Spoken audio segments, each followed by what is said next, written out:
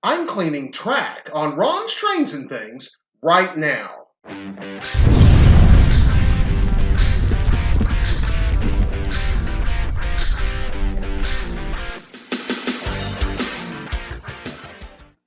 Hi, I'm Ron of Ron's Trains and Things, and if you'd like to see more model railroad tips, tools, and techniques, then be sure and subscribe down below and click that little bell icon so you can catch future videos.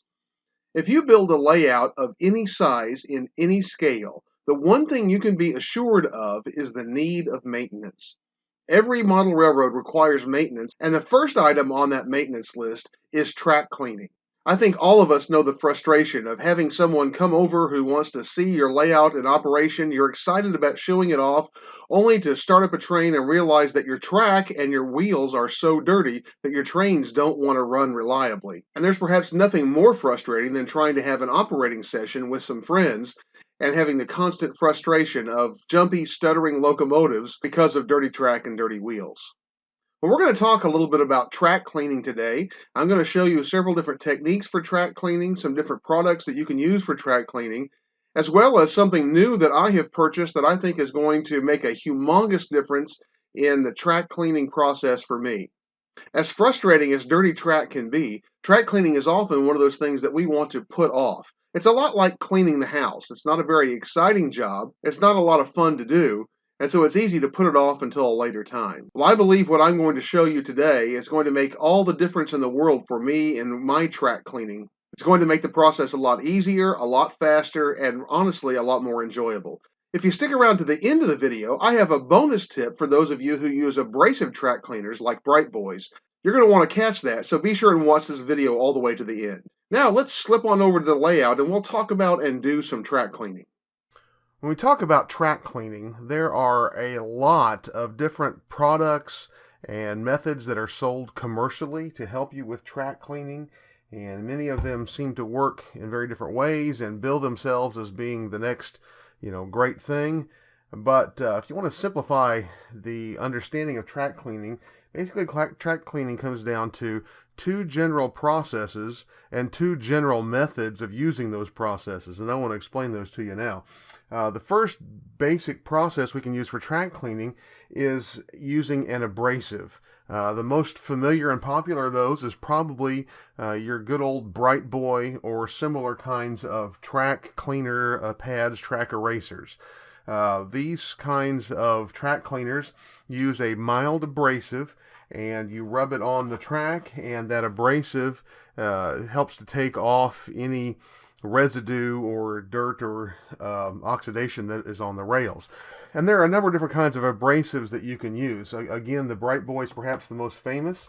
A lot of people will use just like this, a small piece of masonite, and you use the rough side and put the rough side down. You can rub that on your track, and it'll help take that oxidation and grime away as well. The problem with abrasives is twofold.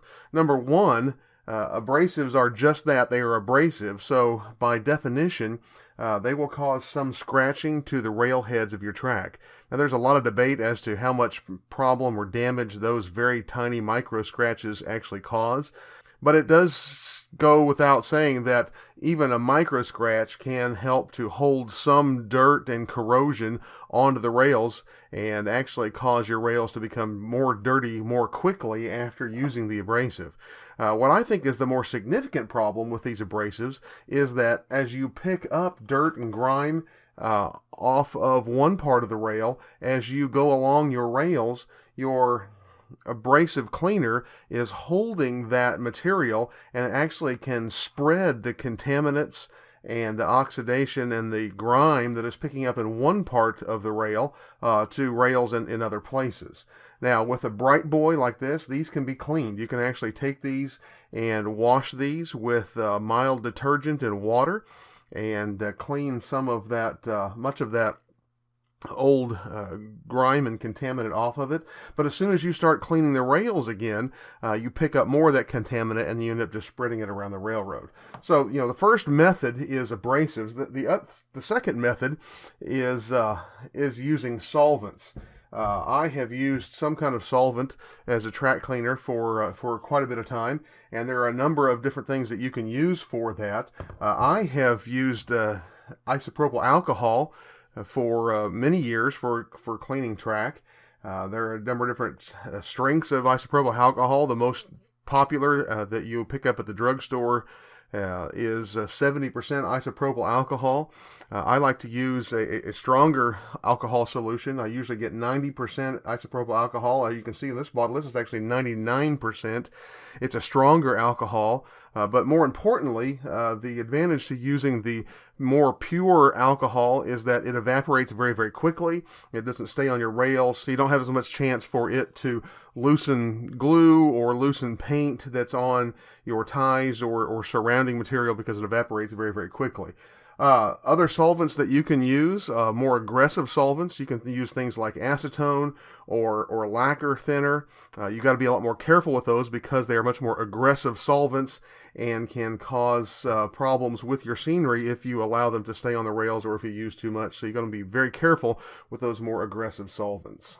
Now, understanding the two different basic processes for cleaning the track, abrasives and solvents, we also need to understand that there are two basic different methods for applying those processes to your track. One is to do it manually. Obviously, with the abrasives, we use these manually with, just rubbing them by hand on the track. You can also use abrasives in an automatic process, which is the other method of applying these. Some of you may have seen homemade cars where people have taken small pieces of masonite and attached it to some nails and slide those nails up through a couple of holes in the bottom of a car and allow the car to just pull the masonite along the track as it rolls. That is a mild abrasive way of helping to clean your track. There are also commercially available abrasive cleaning cars that you can use to automatically apply these as your trains run. The same is true with solvents. There are a number of different ways of applying solvents through automatic means, through cars that you run in trains or that you run separately from trains, but that are actually run by locomotives. Many of you have probably seen the wheel type cleaners that literally is just a wheel and a chassis that you pull behind a locomotive, and it has solvent inside of the wheel, and it goes around and cleans the rail as it goes. And I've recently acquired an automatic process for applying solvent that I'm going to show you, and I'm going to try out for the first time today to kind of get a baseline to test how well my track cleaning process is going to work today. I'm going to show you the problems that a dirty track can cause, especially if you have sound decoders. Now, this pair of locomotives that you see here are consisted together, and the war bonnet unit has a sound decoder in it. And so I'm going to start it up, and it's on track that's pretty dirty, and I'm going to just show you the problems that it can cause. Now, you hear I got the sound powered up on this locomotive, and this locomotive does have a keep alive circuit in it, which is supposed to store enough both power and as well as information from your DCC system to keep the locomotive running over some dirty track. But the problem is those circuits are so small in scale that often they don't store enough power in order to keep the locomotives running over dirty track. So we're going to try this out and just see what it does here.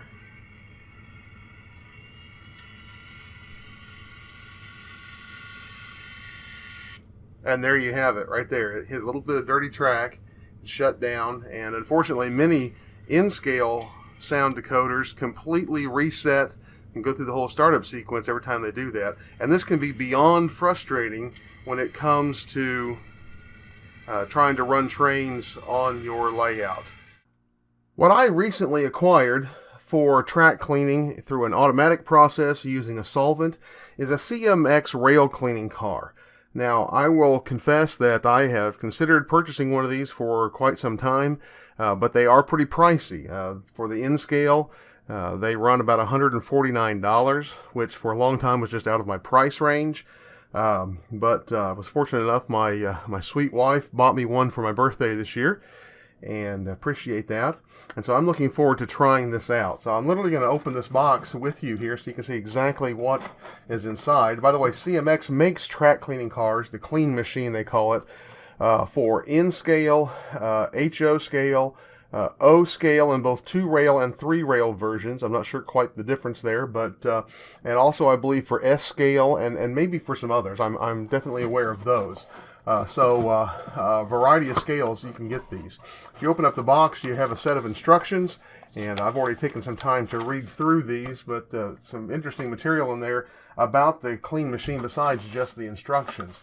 Comes with some extra gaskets for the valve that controls the flow of the solvent, and also comes with this syringe with a piece of tubing on it to help you fill it with solvent.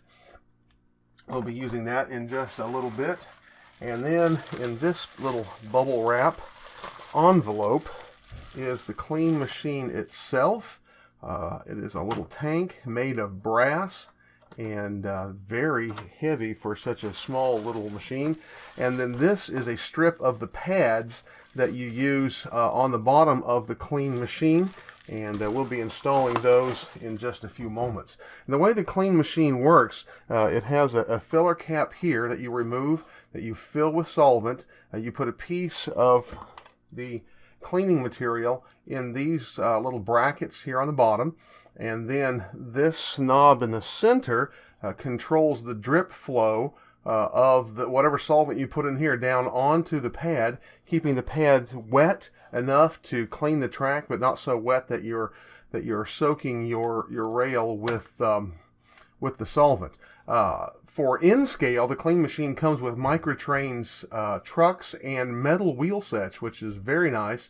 Means it should roll very, very well.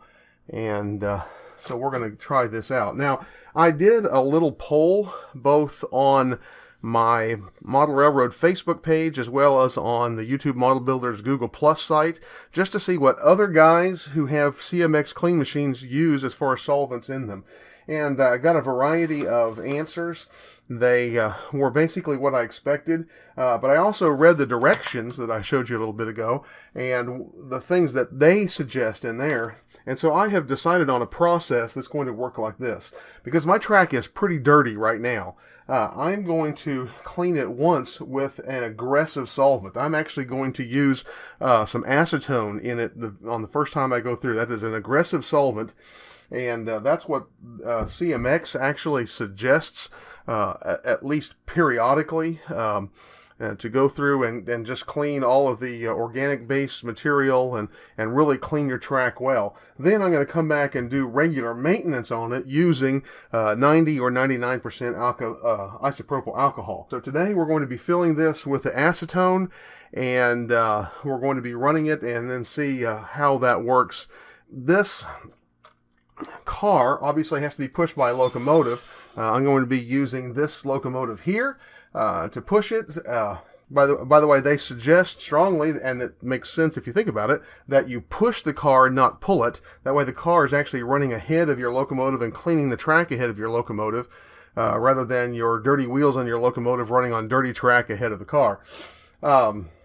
But in order to do that and make that process work well, I'm going to begin by cleaning the wheels on my locomotive.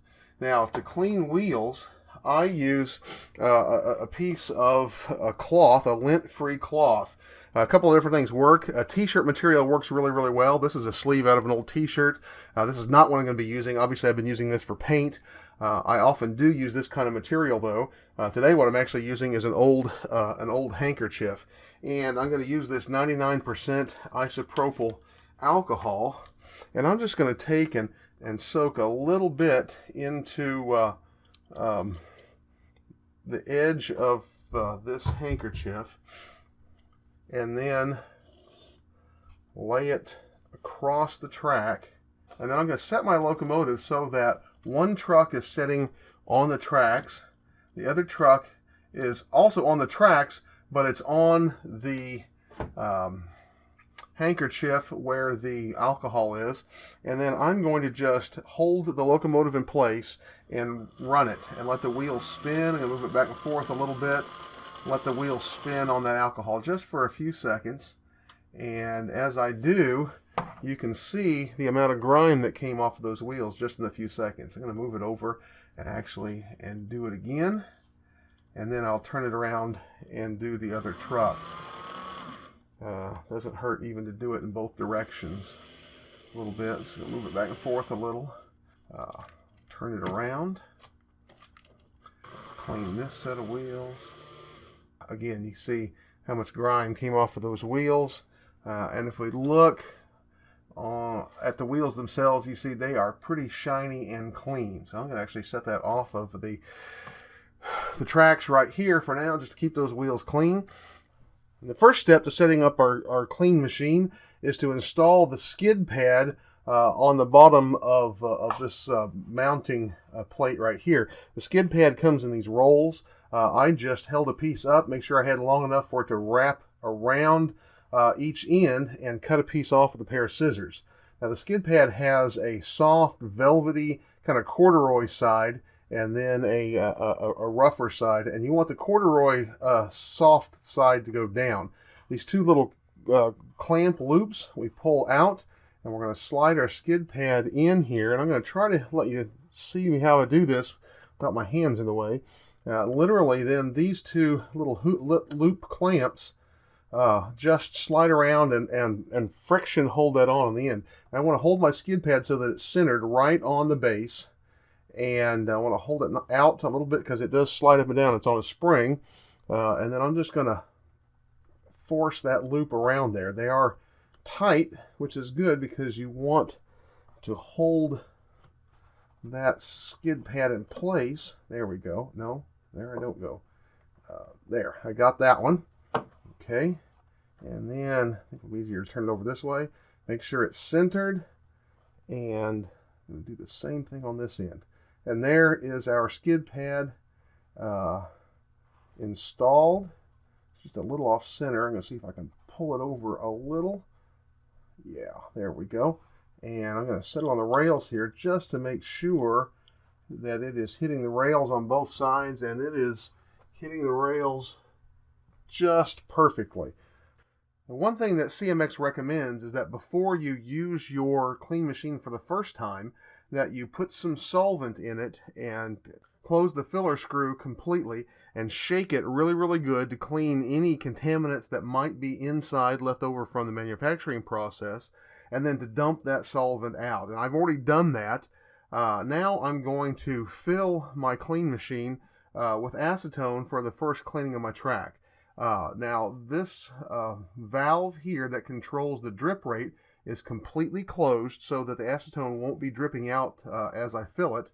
And I've removed the filler screw, and then I'm going to use their syringe here, and I'm going to just get some acetone out of my can here. They say that this holds up to 9 milliliters or 9 cc's. That's a little hard to gauge with this thing, just because it has that hose which holds more of the solvent than is in the syringe itself, so it's hard to know exactly what you're getting. But I'm just going to fill it slowly here and try to get in the ballpark. Now I'm going to put my filler cap on carefully, but you don't want to screw it down all the way. The thing is very full. Push it just a little bit out. You need some air to be able to flow into the tank in order to allow the solvent to drip out. Otherwise, it'll create a vacuum in there and it won't drip out at all. So it's on, but it is loose. And then I'm going to slowly open this valve, and you watch very carefully here. You can see where the solvent drips. And the idea here is you want it to drip once about every 5 or 6 seconds. So I'm going to get down here where I can see and slowly open this. And there's a drip. That's too fast. 3, 1,000, 4, 1,000, 5, 1,000, 6, 1,000. That's getting close.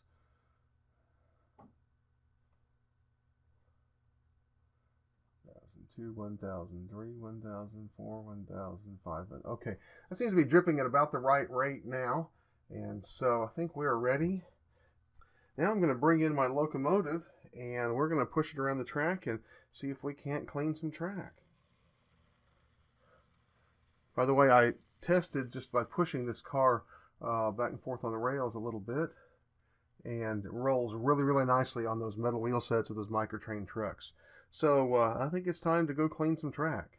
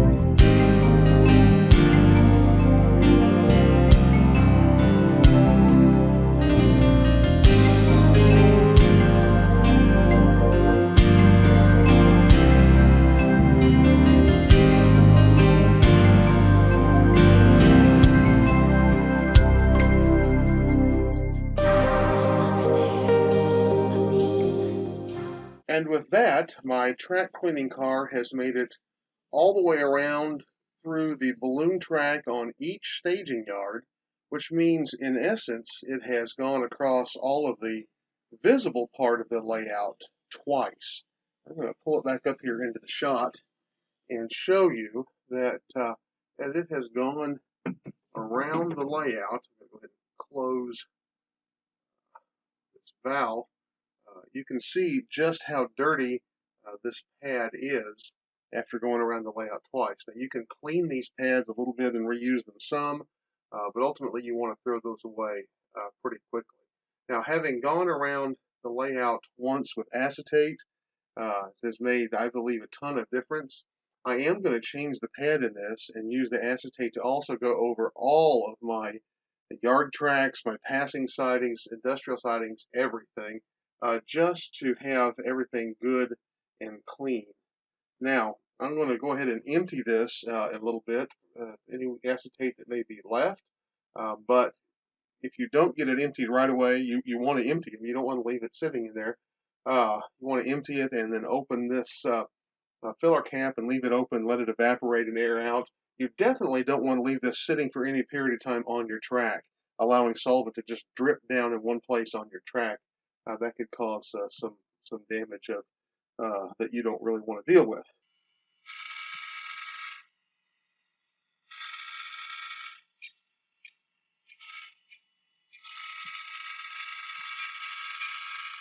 Giving the sound everything that I can there, giving it every opportunity to cut out, and it is running like a charm. And that just running the CMX cleaning car over the tracks, in essence, twice. Whatever method or process you use for cleaning your track, the important thing is to use it regularly enough to keep your trains running smoothly. At the beginning of this video, I promised you a bonus tip, and I'm actually going to share with you two. Here they are. The first one comes from Ralph Renzetti. Many of you know him from YouTube Model Builders. Well, in a group conversation recently, Ralph shared with us a tip about avoiding micro scratches on the tops of your rails whenever you use abrasive cleaners or whenever you do any filing to remove solder after you've installed turnouts and other track components. The trick is to use a stainless steel washer, and in my case, much like Ralph, I epoxied one to a little scrap of wood. You use this stainless steel washer to burnish the tops of the rails after you have cleaned them with an abrasive cleaner or filed solder away. By burnishing the stainless steel on the nickel-silver rails, you actually can close up and heal microfractures that are in the heads of the rails, which will help keep them from collecting contaminants and oxidizing, causing problems with your electrical connection on your rail. Here's a second bonus tip. Usually whenever we clean our tracks, we concentrate on the tops of the heads of the rails. That, of course, is where the wheel treads make contact with the track itself. What we often don't think about is the fact that there is also electrical connection between the wheel flanges and the inside of the head of the rail. And so whenever we're painting track, it's a really good idea to remove the paint from the inside of the heads of the rails and periodically to clean the insides of the heads of the rails, helping to improve electrical connection between the rails and the wheel flanges and improving the reliability and efficiency of our train running. So be sure and clean paint and other contaminants off of the insides of the heads of your rails and periodically clean those insides of the heads of the rails as well. And I think you'll find a vast improvement in how your trains run on your layout. Well, if you've enjoyed this video, here's a link to some more videos that I know you'll enjoy as well. I hope you'll also give it a thumbs up down below. Be sure and share it wherever model railroaders hang out, and subscribe and click that little bell so you can catch future videos. I also hope you'll take a moment to check out the description down below this video. There you'll find a link to my Amazon page and my pick of the week, as well as my Patreon page, and ways that you can connect with me on Facebook, Twitter, Instagram, and other social media. And there's some other interesting bonus material down in the description as well, so I hope you'll take a few minutes to read through that. Be sure and join me every Tuesday as I'll be bringing you more model railroad how-tos, and I look forward to seeing you then.